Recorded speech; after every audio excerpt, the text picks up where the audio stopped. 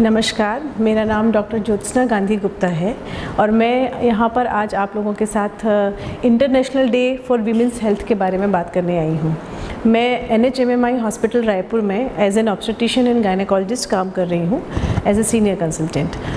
आज का दिन बहुत ही इम्पॉर्टेंट है। इंटरनेशनल वीमेंस डे जो 8 मार्च को हम लोग मनाते हैं हर साल, उसके बारे में अधिकतर लोग जानते हैं। बहुत सोशल मीडिया पर, व्हाट्सएप वगैरह सब पर बहुत इसके बारे में आता है, क्योंकि हम इसको इंटरनेशनल लेवल पे मनाते हैं और इसके बारे में बहुत बात करते हैं। But international day of action for women's health, ये एक ऐसी चीज़ है जहाँ पे सिर्फ बात नहीं करनी है, ये है कि हम इसके लिए क्या एक्शन ले रहे हैं। वुमेंस डे की बात अलग है, पर वुमेंस हेल्थ के बारे में हम क्या कर रहे हैं और क्या एक्शन हम ले रहे हैं, इसके लिए ये डे मनाया जाता है। ये डे हम सभी वुमेन के लिए बहुत इम्पॉर्टेंट है कि हम अपनी हेल्थ के लिए क्या एक्शन ले रहे हैं। एज ए गायनेकोलॉजिस्ट मैं आप लोगों को जो सलाह दे सकती हूँ वुमेंस हेल्थ के बारे में, वो ये है कि जैसे अगर हम अपने जीवन काल को 3 भागों में अगर हम बांटते हैं, जैसे एक महिला के जीवन काल को अगर हम बचपने को छोड़ दें, एक बार प्यूबर्टी से पहले का टाइम अगर मैं छोड़ देती हूँ, क्योंकि वो लड़के और लड़की में खास अंतर नहीं होता, लेकिन प्यूबर्टी के बाद एक लड़की जो होती है उसे एडोलेसेंट एज में अगर मैं बांटूँ, पहला भाग। दूसरा भाग है जब वो मैच्योर होती है, एडल्ट होती है, उसका एक रिप्रोडक्टिव एज आता है, वो भाग। और तीसरा आता है perimenopausal and menopausal age, जब वो एक वृद्धावस्था या प्रौढ़ावस्था की तरफ जा रही होती है। तो अगर इन तीनों सेगमेंट को लेकर मैं बात करती हूँ तो एडोलेसेंट हेल्थ से हम शुरुआत करते हैं। एडोलेसेंट हेल्थ इन तीनों हेल्थ में सबसे इम्पॉर्टेंट है, क्योंकि यहीं से बेस स्टार्ट होना है। एडोलेसेंट हेल्थ क्या है? एडोलेसेंट हेल्थ में ये है कि एक बच्ची जो अभी छोटी थी, उसको किसी भी चीज़ की समझ नहीं थी, वो एकदम से परिपक्व हो रही है, वो एक यूथ में जा रही है, टीन एज में जा रही है, और उसके लिए ये सबसे सेंसिटिव समय है। उसको इस वक्त जो भी इंफॉर्मेशन मिले वो इतनी सही होनी चाहिए कि वो उसे जीवन भर वो उसके काम आए। तो ये इंफॉर्मेशन हम किस नाम से जानते हैं? इसको हम बोलेंगे सेक्स एजुकेशन। सेक्स एजुकेशन के बारे में अगर मैं बात करूँ तो हमारे देश में, चूँकि अभी हम बहुत आगे बढ़ गए हैं, तो कई जगह बात करते हैं, लेकिन फिर भी मैं अभी तक नहीं देख रही हूँ कि हर स्कूल में या हर जगह पे कहीं भी माँ बाप भी अपने बच्चों को हेल्थ एजुकेशन दे सकते हैं, बट सेक्स एजुकेशन नहीं दे रहे हैं। ये एक बहुत इंपॉर्टेंट चीज़ है एक बच्ची के लिए, क्योंकि अभी क्या है कि उसके पास जितने भी फ्रेंड्स हैं या इंटरनेट है, वहाँ से जो वो इन्फॉर्मेशन गैदर करेगी वो हो सकता है अप टू डेट ना हो, वो हो सकता है सही ना हो, और हो सकता है उसके दिमाग में कुछ ऐसी चीज़ें घर कर जाएँ जिससे वो कभी ज़िंदगी भर नहीं निकल पाएगी। और ये ऐसी एज है कि इस वक्त जो उसके बिलीफ बन जाते हैं तो वो साइकोलॉजी ज़िंदगी भर काम करती है। तो एडोलेसेंट हेल्थ में सेक्स एजुकेशन का बहुत रोल है। As a doctor, as a parent, as a human being, हम सबकी जिम्मेदारी है कि एक बच्चे को हम सही और गलत के बारे में बताएं। What is about sex education? Sex education का मतलब है कि बच्चे को ये पता होना चाहिए कि what is about safe sex, और ये नहीं है कि जो उसने देखा, बाहर सुना, पढ़ा, उसके आधार पर इंफॉर्मेशन नहीं लेना है। उसको पता होना चाहिए कि when is the right age for having sex and what is about safe sex. Safe sex का मतलब है कि उसको क्या क्या चीज़ें हैं जिससे उसको बचना है। पहली चीज़ है प्रेगनेंसी। अनवांटेड प्रेगनेंसी के चांसेस सबसे ज़्यादा होते हैं, बच्चों को बिल्कुल पता नहीं होता है और गलत इन्फॉर्मेशन की वजह से वो एक अनवांटेड प्रेगनेंसी में जा सकते हैं। तो इसमें उसको पता होना होगा कि मुझे कैसे प्रेगनेंसी अवॉइड करना है, कैसे मुझे STDs यानी कि सेक्सुअली ट्रांसमिटेड डिजीज़ से अपने आप को बचाना है, कहाँ मुझे अपने आप को रोकना है, कहाँ मुझे सामने वाले को रोकना है। कोई उसके साथ ज़बरदस्ती नहीं कर सकता है। She has all the rights to say no. वैसे और इसके अलावा सबसे इम्पॉर्टेंट है मेंस्ट्रुअल हाइजीन ऑल्सो। अगर मेंस्ट्रुअल हाइजीन की बात करेंगे तो इसी वक्त बच्चे के मेंसेस स्टार्ट होते हैं, तो उसको नहीं पता है कि मुझे किस तरीके से मेंसेस का कोई ज्ञान नहीं होता, तो उसको नहीं पता कि कितने दिन मेरे मेंसेस चलेंगे, मुझे कैसे इस टाइम पे हाइजीन मेंटेन करना है, किससे बात करनी है, शर्माना नहीं है, अपने आप में एक गलत और गिल्ट फीलिंग नहीं लानी है कि मेरे साथ क्या हो रहा है। ये एक नेचुरल चीज़ है, हर पेरेंट का दायित्व है कि उसके बारे में बताए। तो मैं मेंस्ट्रुअल हाइजीन के बारे में एज ए डॉक्टर आप लोगों को बताना चाहती हूँ कि हर टाइम जितना भी बच्चे को ब्लीडिंग टाइम चल रहा है, उसको हमें बताना है कि हर 6 घंटे में एटलीस्ट एक बार पैड चेंज करना ज़रूरी है। और पैड भी कौन सा यूज़ करना है ये भी बहुत इंपॉर्टेंट है। कभी भी अगर हो सके तो वो घर में जो कपड़ा पहले यूज़ किया जाता था वो वाला सिस्टम हमें टोटली बंद करना है, क्योंकि वो टोटली अनहाइजीनिक है, उससे बहुत सारे इन्फेक्शन हो सकते हैं और बहुत ज़्यादा आगे चल के ऐसी बीमारियां भी हो सकती हैं जिनका इलाज भी संभव ना हो। तो उस चीज़ से हमें बचना है। पैड अगर यूज़ करना है, और मार्केट में चूँकि बहुत महंगे पैड्स आते हैं, तो अभी हाल में थोड़े बहुत समय से पहले से ही कुछ रीज़नेबल रेंज में भी पैड्स आने लगे हैं जो कि बायोडिग्रेडेबल हैं, जिसकी वजह से एनवायरनमेंट को भी खतरा नहीं है। तो हम प्रोमोट करेंगे कि बच्चे उस तरीके के पैड यूज़ करें। ज़्यादा इंपॉर्टेंट है कौन सा पैड यूज़ कर रहे हैं, ये इंपॉर्टेंट इतना नहीं है, ज़्यादा इंपॉर्टेंट है कि उसको टाइम पे चेंज करना है। तो वो एक सबसे इंपॉर्टेंट है कि बच्चा पूरे टाइम पर अपने अंडरगारमेंट्स चेंज कर रही है कि नहीं, पैड्स चेंज कर रही है कि नहीं, इस बारे में इंफॉर्मेशन हर माँ की जिम्मेदारी है। और कई बार बच्चे अपनी माँ से अगर नहीं खुले हैं तो एज ए डॉक्टर भी आप चाहें तो किसी डॉक्टर से कंसल्ट कर सकते हैं। तो उसकी भी जिम्मेदारी है कि बच्चों को सही इन्फॉर्मेशन हो, उसको कोई गलतफहमी ना हो और अपने आप में उसको कोई शर्म महसूस नहीं हो, क्योंकि ये एक नेचुरल प्रोसेस है। इस प्रोसेस से हर लड़की को गुजरना है। इस बारे में वो खुल के बात कर सकती है, चाहे वो अपनी माँ से बात करे, चाहे वो अपने फादर से बात करे, भाई से बात करे, उसको कोई हिचक महसूस नहीं होनी चाहिए, क्योंकि मेंस्ट्रुअल हाइजीन बहुत इंपॉर्टेंट है, जैसे सेक्सुअल एजुकेशन इंपॉर्टेंट है। तो अगर हम ये दो चीज़ें हम शुरुआत में ही बच्चे को ठीक से सही एजुकेशन देंगे, और सेक्सुअली उसको राइट्स अपने पता होने चाहिए हर लड़की को। 18 की एज के बाद जैसे she is allowed to have sex, तो उसको ये पता होना चाहिए कि किस तरीके से वो कहाँ उसको कौन से मेथड्स हैं जिसकी वजह से वो प्रेगनेंसी अवॉइड कर सकती है, कौन से मेथड हैं जिसकी वजह से वो सेक्सुअली ट्रांसमिटेड डिजीज़ से बच सकती है, कहाँ उसे अपने आप को बचाना है। अगर कोई उसके साथ फोर्स नहीं कर सकता है, उसका पूरा ह्यूमन राइट है, उसको पूरे सेक्सुअल राइट है, उसको पूरा राइट है ये बात बोलने का कि मैं अभी सेक्सुअली एक्टिव नहीं होना चाहती, तो उसको कोई फोर्स नहीं कर सकता है।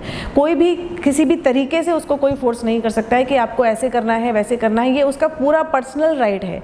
इसके बाद अगर हम बात करें तो उसको ये भी सारे राइट्स है कि उसको सारी इन्फॉर्मेशन अगर वो जानना चाहती है किसी से भी, चाहे वो डॉक्टर है, चाहे वो टीचर है, चाहे वो कहीं भी जाए, तो उसको ये पूरे राइट्स हैं कि वो ये पता लगा सके कि मेरे को क्या करना है। कोई उसको मना नहीं कर सकता है, कोई भी डॉक्टर उसको मना नहीं कर सकता है। तो she has all the rights to receive information about sexuality, sex education and all.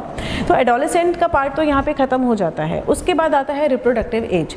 Reproductive age में भी बहुत सारे राइट्स हैं, और रिप्रोडक्टिव हेल्थ के बारे में अगर हम बात करें तो सबसे इंपॉर्टेंट है अनवांटेड प्रेगनेंसी। अनवांटेड प्रेगनेंसी हमारे देश की बहुत ही कॉमन समस्या है, क्योंकि अधिकतर लोगों को, मेरे पर्सनल प्रैक्टिस में मैं अगर जानूं तो 80% महिलाओं को कॉन्ट्रासेप्शन के बारे में कुछ नहीं पता है। कोई उनको नहीं पता है कि क्या मैं इस्तेमाल करूं जिसकी वजह से मुझे प्रेगनेंसी नहीं हो, कोई नॉलेज नहीं है। तो ज़्यादा अच्छा है कि जब भी आप प्रेगनेंसी प्लान कर रहे हैं तब एक बार अपने डॉक्टर से ज़रूर मिलें और सारे ऑप्शंस पूछें कि भाई किस तरीके से हम, शादी होने वाली है या शादी हो गई है तो मैं अभी बच्चा नहीं चाहती हूँ, तो क्या क्या मेरे पास तरीके हैं। बहुत से पेशेंट मेरे पास आते हैं, बोलते हैं मैडम अभी हमको बच्चा नहीं चाहिए। अच्छा, तो मैं पूछती हूँ आपको बच्चा नहीं चाहिए तो आप उसके लिए क्या कर रहे हो? कुछ नहीं कर रहे हैं। तो जब आपको पता ही नहीं है कि करना क्या है तो फिर तो प्रेगनेंसी हो ही जाएगी ना। आप चाहेंगे या नहीं चाहेंगे तो प्रेगनेंसी हो जाएगी। तो वो एक इन्फॉर्मेशन होना मरीज के पास, और उसको पाने का पूरा अधिकार है। आप अपने डॉक्टर के पास जाइए, सारे तरीकों के बारे में पता करिए, और बाई चांस अगर अनवांटेड प्रेगनेंसी हो भी जाती है तो आपको पूरा अधिकार है, मतलब वुमेन को पूरा अधिकार है कि वो अगर नहीं चाहती तो ये प्रेगनेंसी अबॉर्ट कर सकती है।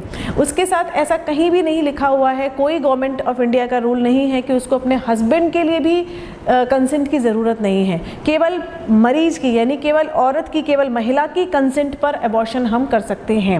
ये हमारे पास भी राइट्स हैं, डॉक्टर के पास, और महिला के पास भी राइट्स हैं। उसको ये बिल्कुल भी डरने की ज़रूरत नहीं है कि मैं प्रेगनेंसी नहीं चाहती लेकिन मेरे हस्बैंड चाहते हैं कि बच्चा हो, तो वो ज़बरदस्ती बच्चे को कैरी करे। क्योंकि अगर वो ज़बरदस्ती बच्चे को अपने गर्भ में रखती है तो, और वो नहीं चाहती, तो मानसिक और शारीरिक उसके दोनों ही दुष्प्रभाव बच्चे पे भी पड़ते हैं और माँ पर भी पड़ते हैं। तो इसलिए उसको पूरा अधिकार है, अगर वो नहीं चाहती प्रेगनेंसी नहीं करना तो she can safely abort that child, but उसका कुछ टाइम लिमिट है। जैसे कि हम बोलेंगे तो 3 महीने से पहले अबॉर्शन करना आसान है, 3 से लेके 5वें महीने के बीच में थोड़ा मुश्किल है। तो अगर आप ये डिसीजन लेना चाहती हैं तो जितना जल्दी हो सके लीजिए। इसमें कोई घबराने की, कोई शर्माने की, कोई डरने की भी ज़रूरत नहीं है कि मैं नहीं चाहती लेकिन मेरे घर वाले चाहते हैं तो मैं क्या करूँ। ये आपका पूरा अधिकार है, दिस इज़ योर राइट कि आप बच्चा चाहती हैं या नहीं चाहती।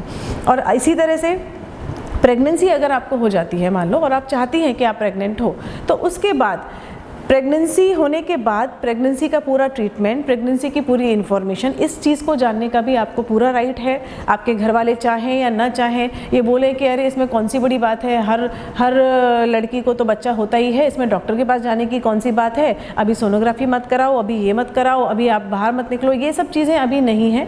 आपको अगर लगता है कि मुझे एक डॉक्टर की सलाह की ज़रूरत है तो आपके घर वाले आपके चाहे अगेंस्ट हो चाहे कुछ हो, आप हिम्मत करिए और आप जाइए, क्योंकि ये आपके लिए ज़रूरी है। सबसे ज़्यादा ज़रूरी होती है मानसिक हेल्थ, मानसिक स्वास्थ्य। तो अगर आप मेंटल हेल्थ की बात करें तो वो इतनी इंपॉर्टेंट है कि उसकी वजह से पॉजिटिव और नेगेटिव इफ़ेक्ट आपके बच्चे पर पड़ते हैं। तो अगर आपके दिमाग में कोई भी कन्फ्यूजन है, कोई भी डाउट्स हैं, तो आप तुरंत जाकर अपने डॉक्टर से पूछ सकते हैं। और आपको पूरे अधिकार हैं, डॉक्टर आपका सेफ़ डिलीवरी करेगी, रेस्पेक्टफुल डिलीवरी करेगी और किसी भी तरीके से आपको कोई भी टॉर्चर नहीं करेगा। ये आपको सेफ़ डिलीवरी और रेस्पेक्टफुल डिलीवरी का पूरा राइट है। ये आपका प्रेगनेंसी या एबॉर्शन और कॉन्ट्रासेप्शन के बारे में हो जाता है, जो कि सबसे इंपॉर्टेंट समस्या है रिप्रोडक्टिव एज ग्रुप में। अब हम बात करते हैं थोड़ा ओल्ड एज की तरफ जाते हैं, ओल्ड एज कह लीजिए या मिडिल एज बोल दीजिए, जिसमें पेरीमेनोपॉजल ग्रुप आता है और एक मेनोपॉजल ग्रुप आता है। पेरीमेनोपॉज का मतलब है कि मेनोपॉज अभी हुआ नहीं है। मेनोपॉज आप जानते हैं मतलब मासिक धर्म का बंद हो जाना। तो पेरीमेनोपॉज वाला जो ग्रुप होता है वो बहुत इंपॉर्टेंट है। मेनोपॉज के बाद अलग तरह की समस्याएं हैं, बट फिर भी इतनी कॉमन और इम्पॉर्टेंट नहीं है जितना कि पेरीमेनोपॉज वाली समस्याएं हैं। तो पेरीमेनोपॉज में क्या क्या समस्याएं हैं, उस वक्त सबसे ज़्यादा प्रॉब्लम होती है महिलाओं को कि मासिक धर्म अनियमित हो जाता है। तो वो एक चीज़ है जिसके बारे में आपको डॉक्टर से तुरंत सलाह लेना है और उसके लिए वेट नहीं करना है कि अरे इस एज ग्रुप में तो होता ही है, अपने आप बंद हो जाएगा, ये सोच के नहीं बैठना है, क्योंकि सबसे ज़्यादा कैंसर की संभावना उसी वक्त होती है। और सारे टेस्ट जो भी कैंसर के लिए हम करते हैं प्रिवेंशन के लिए कि कैंसर ना हो या कैंसर का पता लगाना है, वो सारे टेस्ट हम इसी एज ग्रुप में करते हैं। तो अगर आप 40 साल की हैं या 40 से ऊपर हैं तो आपको एक बार रूटीन चेकअप के लिए डॉक्टर के पास ज़रूर जाना है। उस रूटीन चेकअप में आपके क्या क्या टेस्ट होने चाहिए, जैसे कि आपको अपना हीमोग्लोबिन पता होना चाहिए, आपको थायराइड पता होना चाहिए, आपका ब्लड प्रेशर क्या है, आपका शुगर लेवल क्या है। ये 4 चीज़ें बहुत इंपॉर्टेंट हैं। और उसके बाद आता है आपका कैंसर का स्क्रीनिंग। तो कैंसर जो महिलाओं में सबसे ज़्यादा कॉमन है वो 3 कैंसर हैं, एक ब्रेस्ट कैंसर, एक गर्भाशय के मुंह का कैंसर और एक गर्भाशय का कैंसर। ओवरी का कैंसर भी होता है पर वो इतना कॉमन नहीं है, बट अभी थोड़ा बढ़ने लग गया है। तो ये जो चारों कैंसर हैं ये सबसे इंपॉर्टेंट महिला के लिए है। इसके लिए आपको सारे टेस्ट 40 के बाद आप करवा सकते हैं। एक टेस्ट होता है जिसको हम पैपिस्मियर के नाम से जानते हैं, वो कि गर्भाशय के मुख के कैंसर के लिए होता है। वो किसी भी गायनेकोलॉजिस्ट के पास चले जाइए, वो आपका ये टेस्ट करेगी और मना नहीं कर सकती, आपको पूरा राइट से कराने का। उसी तरह से ब्रेस्ट का एग्जामिनेशन है या मान लो गर्भाशय के कैंसर के चांसेस हैं तो उसके लिए सोनोग्राफी है, या ओवरी का कैंसर है तो उसके लिए कुछ जो भी टेस्ट होते हैं वो सब आप करवा सकते हैं, बल्कि करवाने ही चाहिए। एक बार आप अगर कभी भी डॉक्टर के पास नहीं गए हैं, आपकी सारी डिलीवरीज घर में हो गई, जैसे हमारे पास आती हैं बहुत सी महिलाएं कि मेरे को तो आज तक कभी डॉक्टर की ज़रूरत ही नहीं पड़ी मैडम, मेरे तो बच्चे भी घर में हो गए। भले ही ऐसा भी है तो भी आपको एक बार डॉक्टर के पास जाना ही है, आपके अपने लिए, अपनी फैमिली के हेल्थ के लिए, अपने लिए और आगे अपने आने वाले जीवन के लिए, जो कि अब ज़्यादा इंपॉर्टेंट है। अब तक तो आप यंग थे तो आपने जैसे तैसे हर चीज़ झेल ली, पर अभी आपको बहुत सारी चीज़ों से बचना है। तो ये पेरीमेनोपॉज वाले ग्रुप में आपको डॉक्टर से ज़रूर मिलना है, अपने सारे टेस्ट करवाने हैं। उसके बाद आता है मेनोपॉज। मेनोपॉज की अपनी अलग अलग समस्याएं हैं। इस टाइम पे अधिकतर महिलाएं चिड़चिड़ी हो जाती हैं, यूरिन इन्फेक्शन होता है, सेक्सुअल लिबिडो कम हो जाती है और बहुत सारे मानसिक जो है तनाव रहते हैं। तो उसके लिए भी आप ये नहीं सोचें कि ये तो नॉर्मल है, ये तो होता ही है, इसलिए मेरे को क्या ज़रूरत है, कोई नई चीज़ नहीं है। आप जाइए अपने खुल के डॉक्टर से अपने बात करिए, आपको पूरा अधिकार है, बहुत सी दवाइयाँ हैं जिनसे ये चीज़ें ठीक हो सकती हैं। तो आप इसको भी लाइटली मत लीजिए। तो बेसिकली आपको अपनी हेल्थ के लिए खुद ही एक्शन लेना है। आप किसी गवर्नमेंट ऑर्गेनाइजेशन या NGOs के बेसिस पे या उसके भरोसे नहीं रहेंगी। आपको किसी की भी ज़रूरत नहीं है। इतना इंडिपेंडेंट मुझे लगता है आज की महिला है, और अगर नहीं है तो उसको बनना ही पड़ेगा, क्योंकि आप घर की धुरी हैं, आपने ही पूरा घर संभाला हुआ है, तो आपको कौन रोक सकता है। ये हिम्मत क्यों नहीं लाते हम लोग अपने अंदर कि भाई मेरे को सबसे ज़्यादा ज़रूरत है हेल्दी होने की, क्योंकि मुझे पूरा घर देखना है। तो आपको सबसे पहले अपने लिए खुद ही एक्शन लेना पड़ेगा। उसके बाद जो एक्शन लेगी वो आपकी फैमिली लेगी, उसके बाद एक्शन लेगा आपका डॉक्टर, और फिर उसके बाद सोसाइटी, और उसके बाद गवर्नमेंट एंड NGOs। सो मेरा यही कहना है कि वुमेन्स हेल्थ का एक्शन आपसे खुद से शुरुआत होती है। अभी अगर मैं बात करूं कोरोना के बारे में, तो जिस तरीके का माहौल अभी चल रहा है और हम सभी कोरोना को लेके जो इतना एक मन में भय व्याप्त है कि न जाने क्या होगा, हमको तो नहीं हो जाएगा, तो उसके बारे में भी मैं अगर सिर्फ महिलाओं की बात करूं तो ऐसा कुछ कहीं अभी तक कोई स्टडीज़ ऐसी नहीं आई हैं कि मेल और फीमेल में कोई डिफरेंस है कोरोना के मामले में, तो ऐसा कुछ हम रिस्क में तो है नहीं। बाकी जो प्रिकॉशन सब लोग ले रहे हैं वही आपको भी लेना है। सोशल डिस्टेंसिंग मेंटेन करना है, मास्क पहनना है, बार बार अपने साबुन से हाथ धोने हैं। इसके अलावा अगर आप प्रेगनेंसी प्लान कर रहे हैं तो थोड़ा सा मैं कहूँगी कि अभी आप रुक जाइए। 2 से 3 महीने थोड़ा सा कोरोना वाला जो इफ़ेक्ट है वो अगर चला जाता है तो अच्छा है, क्योंकि अभी ये एक नई बीमारी हमारे सोसाइटी में, हमारे वर्ल्ड में आई है। इसके अभी लॉन्ग टर्म रिसर्च और रिजल्ट्स हमारे पास नहीं हैं। तो इस कोरोना की वजह से आपके बच्चे पर क्या असर हो सकता है उसके कोई भी रिजल्ट्स या रिकॉर्ड्स नहीं हैं। तो अगर आप प्लान कर रहे हैं तो मेरा सजेशन है कि आप 2 से 3 महीने रुक सकते हैं। बट अगर ऑलरेडी आप प्रेग्नेंट हो गए हैं तो एकदम मन में ये नहीं सोचना है कि अब मैं क्या करूँ, मेरे बच्चे को तो कुछ नहीं हो जाएगा। वो सब हम डॉक्टर्स हैं, हम लगातार आपके टेस्ट करेंगे, बाकायदा आप चेकअप में रहेंगे। आपको कभी भी डॉक्टर की ज़रूरत है, डॉक्टर हमेशा आपके लिए अवेलेबल हैं। गायनेकोलॉजिस्ट या ऑब्स्टेट्रिशियन कोई भी मना नहीं करेगा। सेफ़ डिलीवरी, जैसे आप हॉस्पिटल में जाएंगी तो हॉस्पिटल में भी पूरा कोरोना का प्रिकॉशन लेके ही आपकी डिलीवरी हम लोग कर रहे हैं। जैसे हमारे हॉस्पिटल में NHMMI में कोई भी ऐसा रिस्क नहीं है कि हम आपको यहाँ पे कोई भी रिस्क फैक्टर नहीं है कि कोरोना यहाँ हो जाएगा, वैसा नहीं है। पूरा प्रिकॉशन लेकर डिलीवरी होगा। हर डॉक्टर की ये जिम्मेदारी है कि वो आपको पूरा प्रोटेक्शन दे और आपके बच्चे को भी दे। अभी तक ऐसे पेशेंट्स बहुत कम है इंडिया में जिनमें खुद भी पेशेंट कोरोना पॉजिटिव है, प्रेग्नेंट है और बच्चा भी पॉजिटिव है। उस केस में भी थोड़े बहुत प्रिकॉशंस हैं जो कि रखने पड़ेंगे, जैसे कि बच्चे को ब्रेस्ट फीडिंग, ऐसा नहीं है कि ब्रेस्ट फीडिंग आप नहीं करा सकते, लेकिन अगर कराना है तो आपको मास्क पूरा यूज़ करना पड़ेगा। बच्चे को भी मास्क लगाना पड़ सकता है और हैंड वॉश एंड सैनिटाइजेशन वगैरह आपको यूज़ करना पड़ेगा। बहुत मुश्किल है पर ये करना पड़ सकता है। कोरोना के टाइम पे हमको धीरज रखने की ज़रूरत है और कॉन्फिडेंट रहना है कि ये ज़रूर हम इस चीज़ से निकल जाएंगे और हमारी हेल्थ हम इससे अब ज़रूर जीतेंगे। Thank you so much.